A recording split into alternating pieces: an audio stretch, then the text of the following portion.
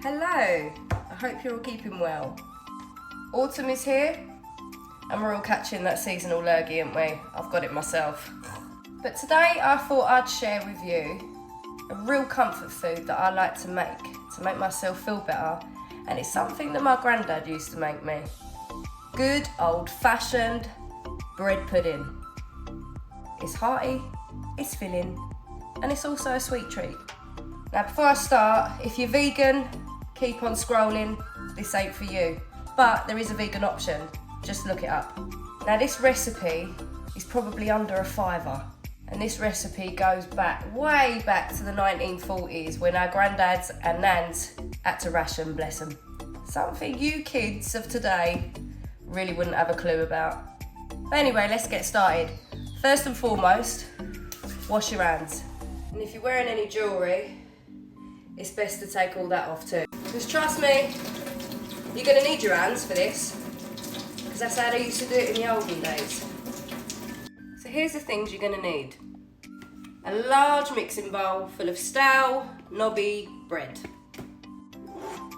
2 eggs, butter, 500 grams of mixed dried fruit, brown sugar, 1 lemon, cinnamon, nutmeg ground, mixed spice, suet, and last but not least, a large glass baking dish.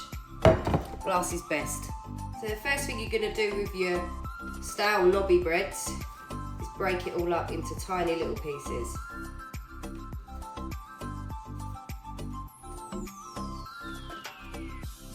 Do you know what? This is boring, this bit. I'll skip it. So once you've tore up your bread, it should look like that. The next thing we're going to do is put milk in. What you're going to need is about 300 ml of semi-skim milk, full fat milk, whatever your preference, and you're just going to pour it all over it, like that. Pour it all in there. And then what you're going to do is leave it for 30 minutes. Now here's for the fun part. Once 30 minutes has passed, you're going to use your hands. And what you're going to do is you're going to put your hands in and you're going to squish it together. You have to leave the milk to soak it for 30 minutes, otherwise this recipe just will not work.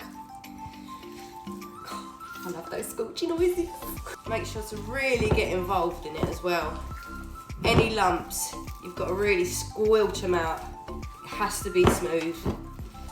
I love this part. Right, after you've washed your hands again,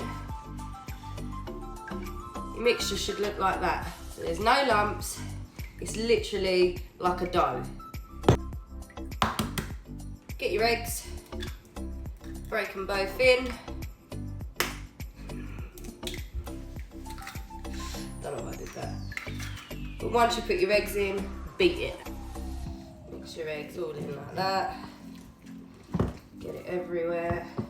Make sure it's in there, make sure you really beat it in there. It's hard, but trust me, if you've been doing weights down the gym, you won't have no problem. Right, so once you've beaten your egg in there, it's time to add all the other ingredients. So 500 grams of mixed fruit, your beef suet,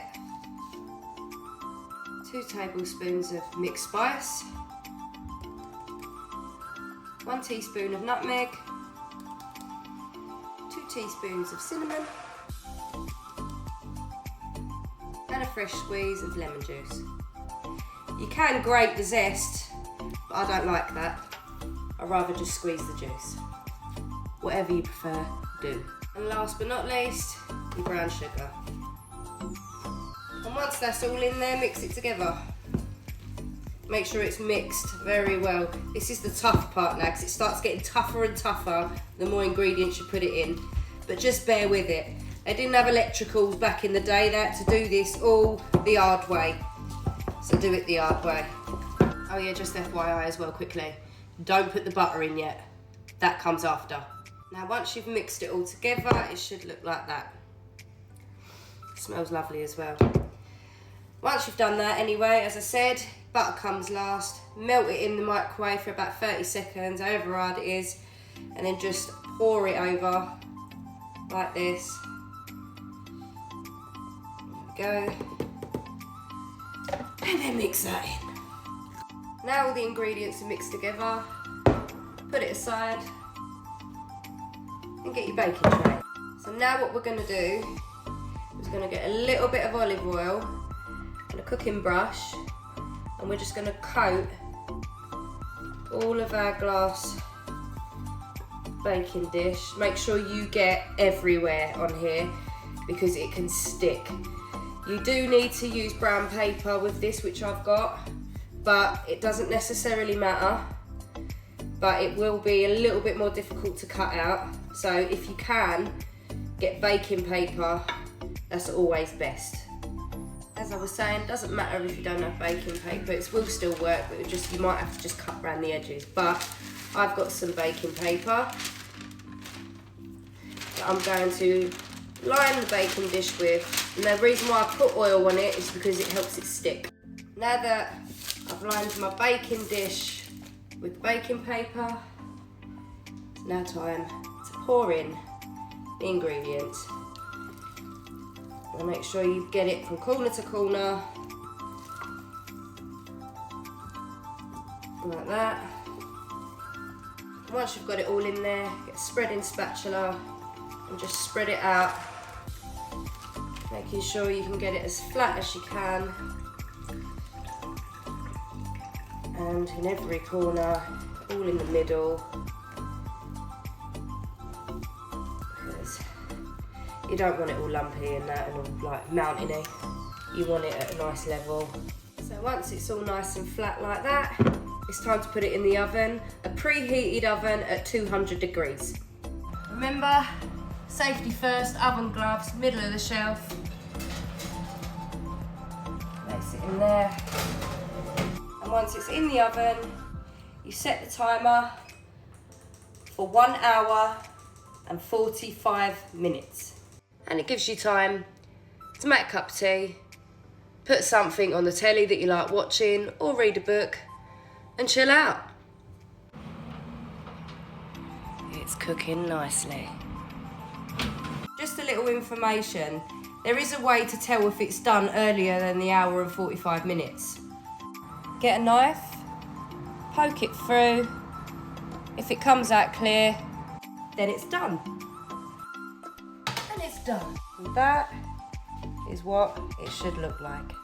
Now the beauty of bread pudding is you can put anything on it, like icing sugar or just plain sugar. I like to use just plain sugar, white sugar. And what you're going to do is get a tablespoon and just sprinkle it on while it's hot. Sprinkle it all over it, like that. Get some kitchen roll, lay it on top and leave it.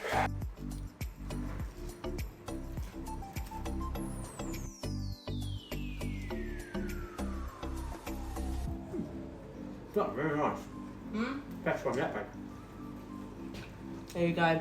Old-fashioned bread pudding.